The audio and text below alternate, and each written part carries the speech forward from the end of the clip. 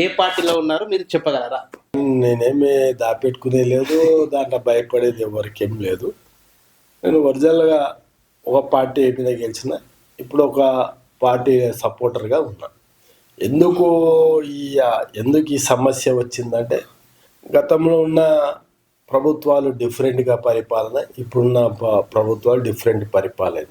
Last 15-20 ఇయర్స్కి వెళ్ళి నేను గతంలో కూడా ప్రతిపక్షంలో పనిచేసిన నాయకులను చాలామంది దగ్గర చూసిన. గతంలో ప్రతిపక్ష నాయకులు ప్రతిపక్ష పార్టీలో ఉంటే వాళ్ళకి మంచి గౌరవం ఉండేది.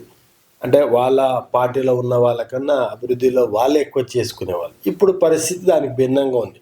అంటే ఎప్పుడైతే ప్రాంతీయ పార్టీలు వచ్చినావో ఇలా నేషనలైజ్ పార్టీలో ఆ సమస్య ఉండేది కాదు. ఎప్పుడైతే ప్రాంతీయ పార్టీలు వచ్చినావో ప్రభుత్వంలో ఉండే వాళ్ళకే పని అవుతుంది.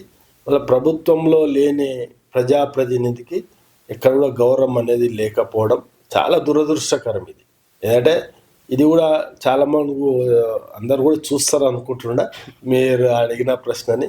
ఇది చాలా దురదృష్టకరమైన పరిస్థితి రాష్ట్రాల్లో. అంటే ఎవరికి వచ్చినా ఏ ప్రజలతో ఎన్నుకోబడిన వాళ్ళే ప్రజాప్రతినిధి అవుతాడు. అంటే ఇది సెక్యులర్ దేశం.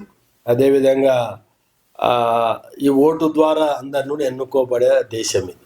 అంటే ఈరోజు అంటే అవతల ప్రతిపక్ష నాయకునికి ఎటువంటి పని అభివృద్ధిలో కానీ ఎటువంటి కానీ ఇక్కడ కూడా పనులు చేయకుండా పరిస్థితిని 5 సంవత్సరాలు మన ఏదైతే ప్రజలు నమ్మి మనల్ని గెలిపించినారో వారికి ఎటువంటి నష్టం జరగకూడదనే మళ్ళీ వేరే పార్టీకి మద్దతు ఇచ్చిన